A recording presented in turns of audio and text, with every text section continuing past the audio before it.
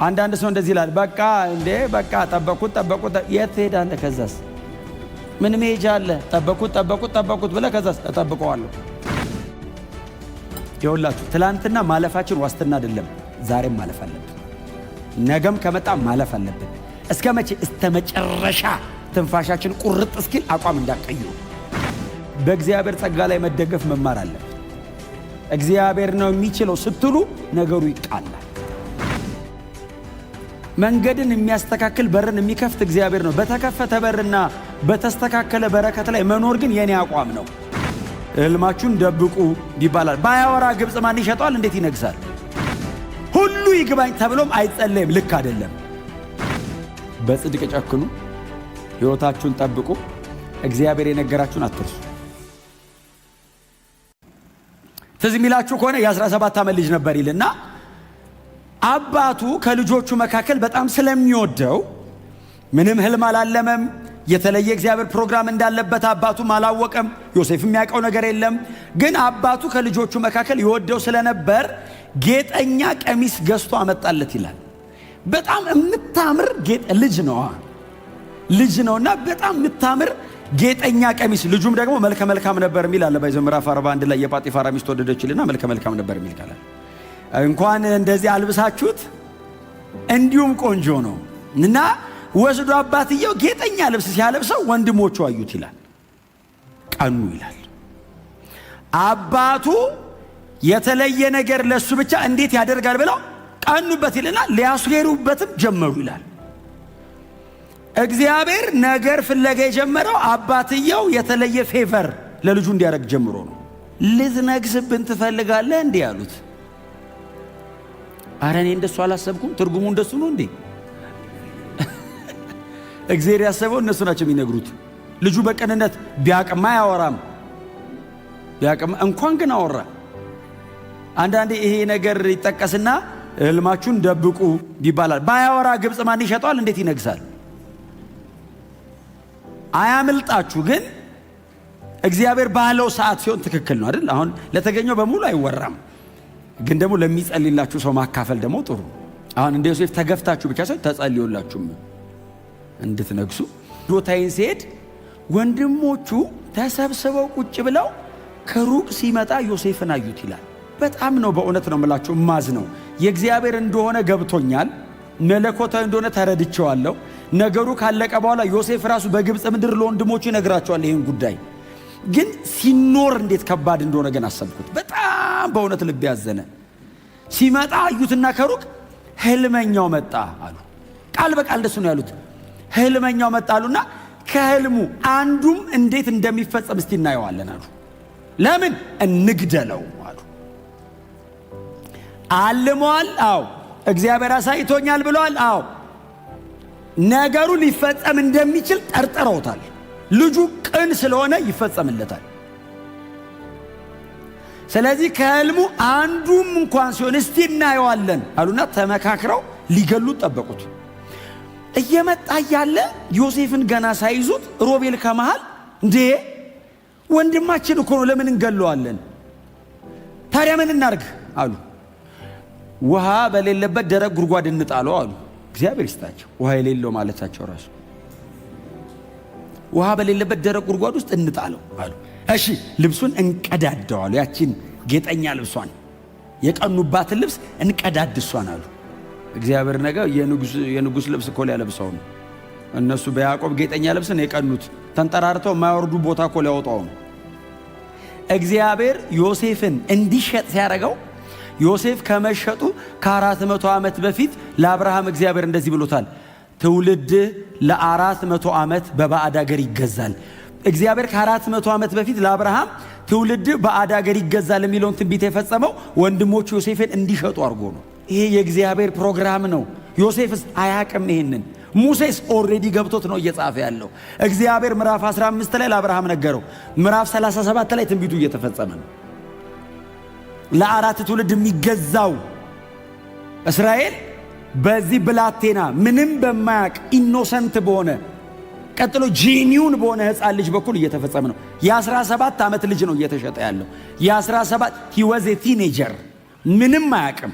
የ17 ዓመት ልጅ መሆኑ ብቻ አይደለም፣ እረኛ አይደለም ከወንድሞቹ ጋር አባቱ አጠገብ ነው የሚቀመጠው። ክፉና ደግ ምናምን ብዙ ማያቅ በጣም ምስኪን ልጅ። ይሁዳ ቢሸጥ፣ ሮቤል ቢሸጥ፣ ሌሎቹ ቢሸጡ ደጅ እየሄዱ በግ እየጠበቁ ፍየል እየጠበቁ ከአውሬ ጋር መታገል ለምደዋል። ይሄ ልጅ ምንም ያውቀው ነገር የለም። እግዚአብሔር ብቻውን ስራውን መስራት ስለፈለገ ምንም በማያውቅና ምንም በማይችል ልጅ በኩል ስራውን ጀመረ። በጣም በትህትና አጠገባቸው ሰው እግዚአብሔር በህይወት ላይ ያለውን ነገር ባይገባም ይፈጽመዋል በሉት። ሁሉም ነገር እንዲገባቸው አትጸልዩ። ስለማይገባችሁ ሁሉ ይግባኝ ተብሎም አይጸለይም። ልክ አይደለም። አንዳንዱ ይግባኝ፣ ውሉን አሳየኝ፣ መንገዱ ልክ እንደሆነ ብቻ ኮንፈርም አድርገኝ ተብሎ ነው የሚጸለየው። እግዚአብሔር ግብፅ ሲወስደው ይሄንን ልጅ ደግሞ እኮ እንዴ ከእግዚአብሔር ጋር መሄድ እኮ እንዴት አስቸጋሪ እንደሆነ ይሄድክ ቀን የሚፈጸም እኮ ነው የሚመስልህ። ፈርዖን ፊት ቀርቦ ልጁ ወደ ንግስና የመጣው እኮ በ30 ዓመቱ ነው። 13 ዓመት ተሰቃይቷል። 13 ዓመት የባሪያ ገበያ ላይ ሲሸጥ ዮሴፍን ጳጢፋራ ገዛው። የፈርዖን የዘበኞች ቤት አለቃ። እግዚአብሔር የሚነግስበትን መንገድ ነው አይደል እያስተካከለ። የዘበኛ የቤተ መንግስት የዘበኞች አለቃ ገዛው። ያንን የመሰለ ልጅ ከቤቱ ተገንጥሎ ሰው ሀገር ተሽጦ የጳጢፋራ ቤት ጥበቃውን። በጽድቅ ጨክኑ፣ ሕይወታችሁን ጠብቁ፣ እግዚአብሔር የነገራችሁን አትርሱ። እንደዚህ ከሆናችሁ ምንም ጋር ቆማችሁ እግዚአብሔር ከእናንተ ጋር መሆኑን ያሳያል። ጳጢፋራ ቤት ጥበቃ ነበር ይልና መጽሐፍ እንደዚህ ይላል፣ እግዚአብሔር ከዮሴፍ ጋር አብሮ ነበር ይላል። ጥበቃ ነው። የቤቱ ባለሟል ጳጢፋራ ቁጭ ብሎ ከጥበቃው ከዮሴፍ ጋር እግዚአብሔር አብሮ ነበር ይልና ዮሴፍንም በሁሉ ነገር ባረከው። ጳጢፋራም ዮሴፍ ጋር እግዚአብሔር እንዳለ አየ። አንተ ጥበቃው ጋር እኮ ነው። አንተ ጥበቃ ሲጀምር ታያለህ እንዴ? እግዚአብሔር ካለስ የጳጢፋራ አቴንሽን ዮሴፍ ጋር ነው። እግዚአብሔር ከዮሴፍ ጋር እንዳለ ጳጢፋራና የቤቱ ሰው በሙሉ አወቀ ይላል። ከዛ ቆይና አለው፣ ና አለው፣ አንተን እዛ በርጋ ብቻ ከማስቀምጥ በጥሪቴ ሁሉ ላይ ለምን አልሾመህም አለ። አብሮሃል አምላክ። አዎ በር ላይ ቁጭ ብለህ ቤቴ ተባረካ ነው። ዮሴፍ በሩ ላይ ቁጭ ብሎ ጥበቃ እኮ ነው። እግዚአብሔር የጳጢፋራን ቤት በውስጥም በውጭም ባረከው ይላል። ጳጢፋራ ግብፃዊ ነው፣ የሚያመልከው ፈርዖንን ነው። ዮሴፍ ዕብራዊ ነው፣ የሚያመልከው እግዚአብሔርን ነው። እግዚአብሔር ስለ ዮሴፍ ብሎ ግብፃዊውን ባረከው። እግዚአብሔር ስለ እናንተ የማይመለከተውን ይንካ። በዛ ምክንያት እግዚአብሔር ምርኮ አድርጎ ይስጣችሁ። ነገሩ ግን እንዲቀላል አልነበረም። በቃ እየተባረከ ነው። ዮሴፍ እየተባረከ ነው። የመጀመሪያው በረከት የእግዚአብሔር አብሮነት ነው። ቀጥሎ ደግሞ የሰው ልብ እየሰጠው ነው። እግዚአብሔር እንዲወደድ አደረገው። ከዛ የጌታው ሚስት ነው የሚለው የጳጢፋራ ሚስት ወደደችው። አይኗን ጣለችበት ይላል መጀመሪያ። ከዛ ወደደችው። ከዛ አብረን እንተኛ ብላ አስጨነቀችው ይላል። ምንድነው ያላት? አይ ይህንን አላደርገውም አላትና መጀመሪያ በስነ ስርዓት ነው ያዋራት። ጳጢፋራ እኮ ከአንቺ በቀር አላት። በጥሪቱ ላይ ቆሾሞኛል። በስነ ስርዓት ነው ያወራው። ገባው። አረ እኔ ሁሉም እኮ እኔ ነኝ እኮ ማበላችሁ ማጠጣችሁ፣ አንቺ ግን የእሱ ነሽ የኔ አይደለሽ። ንብረቱን በሙሉ ግን ያው አስተዳደር ብሎኛል። አይ አላረገውም። አያሌ ቀን ነዘነዘችው ይላል። ከዛስ ዮሴፍ እምቢ ብሎ በጸና ጊዜ አንድ ቀን ማንም እንደሌለ ስታይ መንገዱን እያቀናለት ያለው እግዚአብሔር ነው። እዚህ መንገድ ላይ መኖር ግን የሱ ነው። መንገድን የሚያስተካክል በርን የሚከፍት እግዚአብሔር ነው። በተከፈተ በርና በተስተካከለ በረከት ላይ መኖር ግን የኔ አቋም ነው። የኔ አቋም ነው። ዮሴፍ እችኛዋን ጠብቆ የኖራትን ሕይወት ቢያዘርፍ ከጳጢፋራ ቤት መዝለል ወደ ሌላ ክብር መሻገር እንዳይመስል። ጳጢፋራ ቤትም በክብር አይኖርም። ከእግዚአብሔር ጋር ብቻ ስን ወደ ጎንም ያጣለዋል። አያኖረውም። ባይዘው ወደ ጎንም አይኖራትም። ወደ ላይ ብቻ አይደለም። መስመሩን ጠብቆ እየኖረ ያለው ከእግዚአብሔር ጋር ላይን አፕ አድርጎ ነው። ሕይወቱን ከእግዚአብሔር ጋር ገጥሞ ነው። ወደ ጎን ያለው ነገር የሚያስተካክለው ወደ ላይ ባለው መስመር ነው።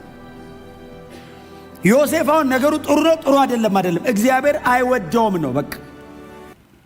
አሁን ነገሩን እናርገው አናርገው ይሁን አይሁን አይደለም። ዮሴፍ ጋር እግዚአብሔር አይወደውም።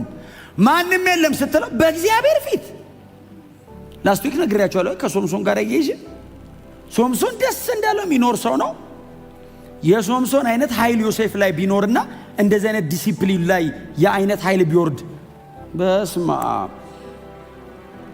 ዮሴፍ አገር ነው ተሸክሞ የሚሮጠው። ሶምሶን በዛ አይነት የህይወት አቋም በወረደበት ኃይል የከተማ ቅጥር በር ከነቀለ በእንደዚህ አይነት የጽድቅ አቋም እንዲህ ነበር ታሪክ የሚገለብጠው። ኢየሱስ ጌታ። አቋም አትቀይሩ። ህይወታችሁን በንጽህና ምሩ። ቅድስና ላይ ሲሪየስ ሁኑ። የጽድቅ አቋማችሁ ላይ አትደራደሩ። ዋጋ የሚያስከፍለን ዛሬ አይደለም፣ ከተወሰነ ዓመት በኋላ። ዮሴፍ በጽድቅ መጨከኑ የጨከነ ቀን እኮ ዋጋ አስከፈለው። የጨከነ ቀን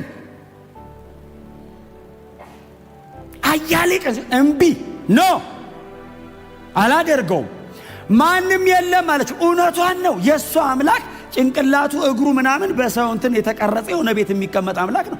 ለጣዖቷ ለመስገድ የሆነ ክፍል ነው የምገባው። ዮሴፍ አምላክ የትም አለ። አይ ዶንት ቲንክ ወደው ብቻ አይደለም ከፕሮግራሙ ለማስቀረት ትላንት አልፈናል። እግዚአብሔር ይመስገን ስለ ጸጋው። ዛሬስ ግዴታ ነው። ነገስ በእግዚአብሔር ላይ እንታመናለን። በፍጹም እንዳታስነኩ። አመለጥኩ ሲል እንደገና እንቃረገው። ወንድሞቹ ጉድጓድን የጣሉት ግብጽ ተከትሎት መጥቶ መግደል ሲያቀተው እስር ቤት ጣለው። ልክ እንደዛ ደረቅ ጉድጓድን የጣለው ይሄም እስር ቤት ገባ። ታሪክ ተደገመ። ከነዓን ምድር የነበረ ታሪክ ግብጽ ተደገመ እንደገና። አይ ህይወቱን ሁለቴ እየተመላለሰበት ነው። እንዴት አድካሚ ነው። በጣም ቦሪንግ ነው። ሪል ላይፉ ላይ ከገባችሁ 10 ምናምን ዓመት ምንም ሳትበድል በንጽህና እየኖርክ እግዚአብሔር እያልክ በድለ ቢሆን ወንጀል ሰርተ ቢሆን ኃጢአት አድርገ ቢሆን እሺ በላኝ ትላለህ። በንጽህና ሰው እየኖረ 13 ዓመት በቅድስና እግዚአብሔር እያለ እየጸለየ እየተጋ ጽድቄን ቅድስናን አላስነካም እያለ ለካ ይሰቃያል። አዎ ከሲስተሙ ተቃራኒ ነው የምትኖረው። እስር ቤት አሉት። እስር ቤት ሲገባስ ስሙኝ፣ እስር ቤትስ እግዚአብሔር ከዮሴፍ ጋር ነበር ይላል። ይሄ እግዚአብሔር እንደዛ ነው። አያውን ተደባድበው ነው አሁን እስር ቤት ካቦ የሚሆን። ዮሴፍስ በጽድቅ ኖሮ ነው ካቦ የሚሆን። የእግዚአብሔር አጀንዳ በህይወት ላይ ይኑር እንጂ አቤት እኮ በየአቅጣጫው እኮ ሲይዝ ጥልፍልፍ አረገው። ድፍን 2 ዓመት ረሰ ይላል። እግዚአብሔር የጊዜ አምላክ አይደል? ዮሴፍን ንጉሥ ወንበር ላይ ሊያስቀምጠው ሲፈልግ ወንበሩን ብቻ ሳይሆን እግዚአብሔር እያዘጋጀ የነበረው ዮሴፍ ወንበሩን የሚመጥንበትንም ህይወት እያዘጋጀ ነው። በልጅነቱ ቢቀመጥ አይመጣውም ግብፅን መምራት። ስለዚህ እግዚአብሔር ይሄ ልጅ ማቹር እንዲያደርግ 13 ዓመት አስቀመጠ። ወንበሩ የጭንቅላቱ ዕውቀት ብቻ ሳይሆን ማቹር ማድረግ የሚጠይቀው ስለነበር አበሰነ። ከዛ ሰጠ። አንዳንድ ሰው እንደዚህ ይላል፣ በቃ ጠበቁት የት ትሄዳለህ? ከዛስ ምን መሄጃ አለ? ጠበቁት ብለህ ከዛስ እጠብቀዋለሁ። አሜን በሏ። የለም ሌላ። እግዚአብሔር ብቸኛ ነው። ስሙ ብሩክ ይሁን። መጽሐፍ እንደዚህ ይላል፣ ልብሱን ለመለወጥ ገላውን ለመታጠብና ጸጉሩን ለመስተካከል ጊዜ ታጣ ይላል። ድፍን 2 ዓመት የተረሳ ሰውዬ ለጸጉሩ ቁርጥ ቤት አንተ እንዲህ ለማስተካከል እና ሙልጭ አድርገው አነሱ ለጸጉሩ። ከዛ ልብሱን ቀይሮ አጠቡት ይልና ወስዶ ፈርዖን ፊት አቆሙት። እስር ቤት የጎዶ ፊት ነው። አይ እስር ቤት ነው የኖረው። የጳጢፋራ ቤት መልክ አይደለም ያለ፣ የእስር ቤት መልክ ነው። ጎስቆል ደከም ነገር ብሏል። ግን እንደምንም አድርገው ለንጉሥ እንዲመጠን አድርገው ነው ያመጡት። ቆመ። እግዚአብሔር ግን አብሮታል። ብቻ እግዚአብሔር ከእናንተ ጋር ይሁን። በሆነ በዙሪያቸው ያለው ቻሌንጅ አይደለም። ነገስታት ይኸው ተገዙ እኮ። ነገስታት ንጉሥ እኮ ነው የተገዛው። እንቁቅ ናቸው። በእውነት በእግዚአብሔር ጸጋ ላይ መደገፍ መማር አለብን። እግዚአብሔር ነው የሚችለው ስትሉ ነገሩ ይቃላል። ጳጢፋራ ቤት የጽድቅ አቋሙን ሲያስተካክል እግዚአብሔር ለኔሽን አመነው። በትንሹ ታመኑ፣ በብዙ ትሾማላችሁ። ዮሴፍ ነገሰ። 7 ዓመት ሙሉ ምግብ ሳይበላሽ ማቆየት የሚቻልበትን የማቀዝቀዣ ሲስተም ዮሴፍ ከየት እንዳመጣ አላውቅም። በዛ ዘመን ምግብ ሳይበላሽ 7 ዓመት ማኖር፣ ምንም ነገር ይበላሻል። 7 ዓመት ሙሉ ጠብቆ አስቀመጠው ምግቡ። ስለሞተ ወንድማቸው አልጠየቃቸውም። እሱ ነዋ። ታናሻችሁን ወንድም ግን ይዛችሁት ነው አላቸው። ወንድሙ እሱ ነዋ። ከእናት ከአባት የተወለደ ወንድሙ እሱ ነው። ቢንያምን ዮሴፍ ይወደው ነበር ይላል። ምክንያቱም በኋላ ላይ ሲያገኘው አቅፎት አለቀሰ ይላል። ያመኛል ታውቃለህ። የእግዚአብሔር ፕሮግራም እንዲፈጸም የሄዱትን መንገድ ይዩት። ሊትራሊ ሚስ አድርጎታል። እሺ አለ ቢንያምን ላከው። ቢንያም ሲሄድ ዮሴፍ ሌሎቹን ወንድሞቹን እንዳዋራው ማዋራት አቃተው። አለቀሰ። ገና ሲያየው አለቀሰ። ሮጠ ይላል፣ አቀፈው፣ ጮኸ ይላል። ወንድሜ ቢንያም እኔ ዮሴፍ ነኝ አላቸው። ያዕቆብ ሞተ። የዓለም አዳኝ ኢየሱስ ነው። ዮሴፍ ምግብ ነው ያቀረበው። የ7 ዓመት ረሃብ ነው እግዚአብሔር በዮሴፍ እጅ የከለከለው። ዮሴፍ የኢየሱስ ታይፖሎጂ ነው። ዮሴፍ ጥላ ነው። የእግዚአብሔር ትክክለኛ አዳኝ ጌታ ኢየሱስ ክርስቶስ ነው። በጣም ጥቂት ከሆነች ምድራዊ ረሃብ ሳይሆን ከዘላለም ጥፋት እግዚአብሔር የታደገን በልጁ በክርስቶስ ኢየሱስ ብቻ ነው። ምናልባት ተስፋ የለኝም፣ መሄጃ የለኝም፣ ተስፋ ቆርጫለሁ፣ መንቀሳቀሽ የለኝም የምትሉ ሰዎች ካላችሁ ዛሬ ለእናንተ ተስፋ አለ። እግዚአብሔር የዓለም አዳኝ የሆነውን ልጁን ኢየሱስ ክርስቶስን ልኮልናል። በክርስቶስ እመኑ፣ የዘላለም ሕይወት ታገኛላችሁ።